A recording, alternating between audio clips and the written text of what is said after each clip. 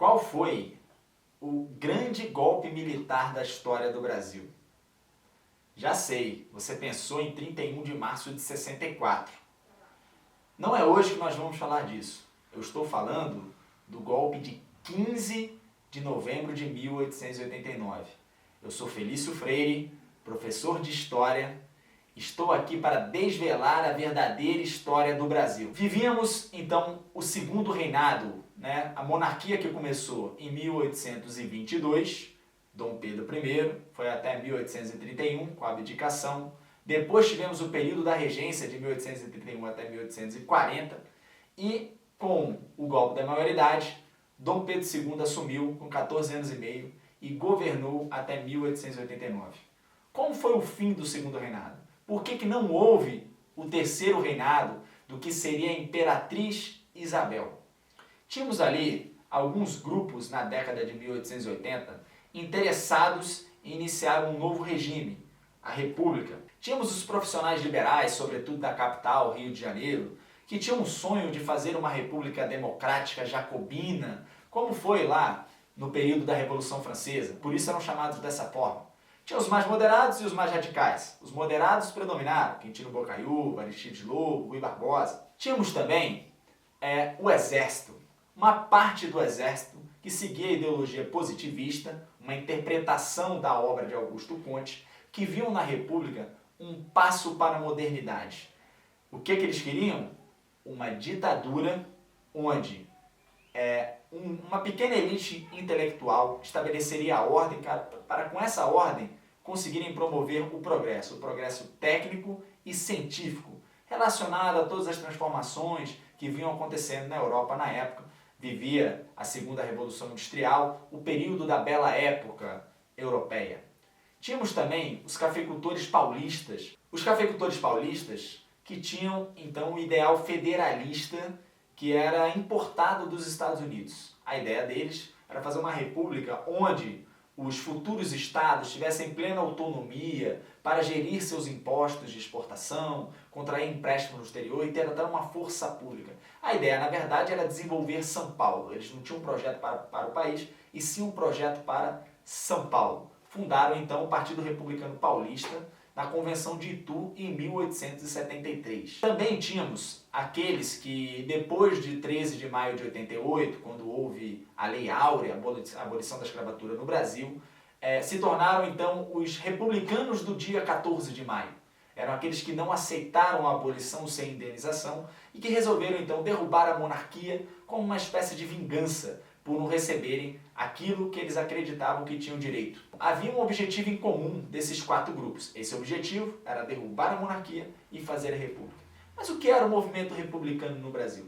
Na derradeira eleição que aconteceu durante a monarquia, o Partido Republicano elegeu 2 deputados, certo? Ou seja, claramente não havia um apelo popular pelo modelo republicano.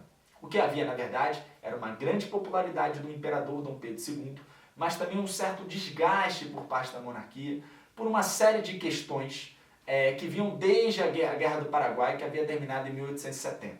Então tínhamos problemas econômicos, algumas questões, alguns desgastes políticos. O que acontece é o seguinte: quem tinha a força militar, a força armada para derrubar o regime era de fato os militares, certo? Então por isso eles tiveram uma proeminência.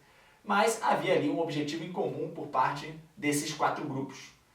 A questão é o seguinte: a princesa Isabel normalmente é vista como uma pessoa que somente assinou a abolição da escravatura com uma caneta de ouro, a chamada Lei Áurea.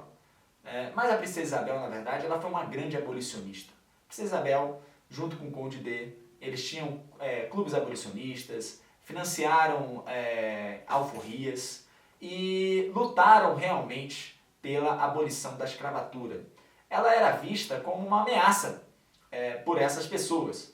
E além disso, o derradeiro gabinete que foi instalado no Brasil, o gabinete do Visconde de Ouro Preto, que era um liberal, começou a propor uma série de reformas.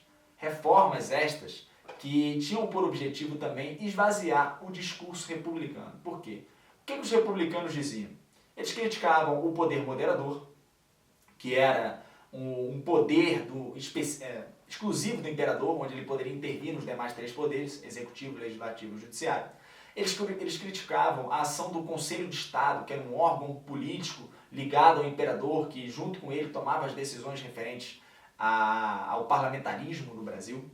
Eles criticavam a vitaliciedade do Senado, que era para eles uma forma retrógrada, atrasada, né, onde os senadores ficariam até a morte ou uma vontade de renúncia, né?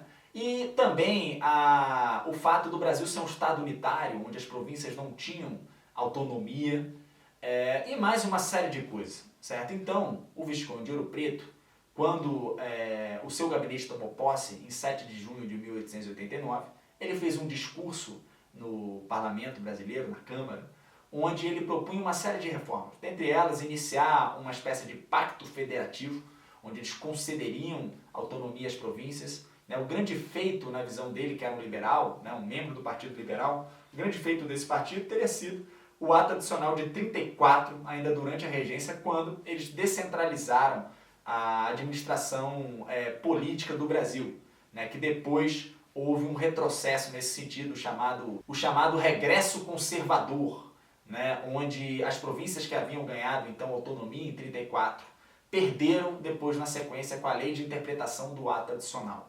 Okay? Então, retomando aquela grande conquista do Partido Liberal que foi o ato adicional de 34, ele propôs o início desse pacto federativo, certo? E também a concessão de autonomia ao que seria o município neutro, a capital, Rio de Janeiro, e mais uma série de mudanças. Por exemplo, o Conselho de Estado deixaria de ser um órgão político, um órgão deliberativo, e sim somente um órgão consultivo. Seria também o fim da vitaliciedade do Senado. Mas o Visconde de Ouro Preto, ele queria ir além. E o querer dele estava de acordo com a princesa Isabel, que já estava preparando então o terceiro reinado. Eles queriam ampliar os direitos políticos no Brasil, ou seja, fariam uma nova reforma eleitoral, onde o Brasil se tornaria um dos pioneiros no mundo a conceder o sufrágio feminino. Lembrando que o sufrágio feminino no Brasil é de 1932, com um decreto eleitoral aprovado pelo Vargas, certo? Na primeira metade daquele ano, e depois consagrado já na Constituição de 1934. Mas isso passaria a vigorar no Brasil ainda no século XIX, no terceiro reinado da princesa Isabel. E uma outra coisa, eles também queriam promover uma reforma agrária, fazer uma nova lei de terras inspirada na Lei de Terras Americanas, a Homestead Act de 1862, que foi aprovada então no governo do Abraham Lincoln em meio à Guerra de Secessão Americana. Então a ideia era conceder lotes de terras para os ex-escravos, incluindo-os na sociedade, dando a possibilidade deles terem uma produção primária de renda, e também aos imigrantes, que estavam sendo aceitos no Brasil, e que o Brasil, na verdade, queria estimular ainda mais a vinda dessas famílias que fugiam, então, de uma série de situações que vinham acontecendo na Europa na época, certo? Então, essas reformas extremamente liberais, extremamente inclusivas, elas iriam transformar o Brasil, certo? Então, isso, obviamente, incomodou a antiga base escravocrata, os cafeicultores paulistas e aqueles mais conservadores do exército, que então em 15 de novembro depuseram o gabinete de Ouro Preto e posteriormente Deodoro da Fonseca, que liderou esse movimento, proclamou a República. No dia 17 de novembro a família real foi expulsa do Brasil, certo? O próprio Visconde de Ouro Preto foi preso no dia 15 e também teve que se exilar fora do país, nas Ilhas Canárias. Então, uma nova legislatura que havia sido eleita em meio a esse processo da divulgação das reformas, ela iria tomar posse no dia 20 de novembro para iniciar todas essas reformas.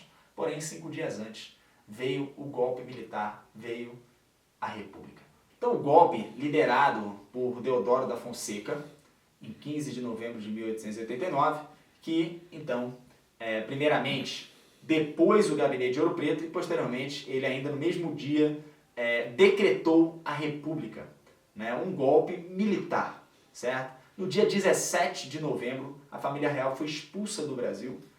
Houve inclusive uma oferta por parte do Deodoro da Fonseca de um pagamento de uma indenização para o Dom Pedro, e o Dom Pedro prontamente não aceitou. O Deodoro achou uma desfeita, então decidiu expulsar definitivamente a família, que só em 1917, já em meio à República Oligárquica, que foi aprovada uma lei em que houve novamente a permissão para os herdeiros da família real pudessem novamente voltar ao Brasil. Dom Pedro II é um personagem muito interessante na nossa história. Ele nasceu brasileiro, né, diferentemente de Dom Pedro I, que era português, e sua mãe morreu, ele tinha 1 ano e meio. Aos 5 anos, seu pai partiu para Portugal, ele nunca mais o viu, e ele passou a sua vida dedicada ao Brasil. Em 1889, foi expulso, e um pouco antes de morrer, ele estava em Paris, né, leito de morte, ele fez um pedido, que era retornar ao Brasil para que pudesse novamente sentir o cheiro, né, desta terra e pegar nela, sentir novamente em sua terra natal.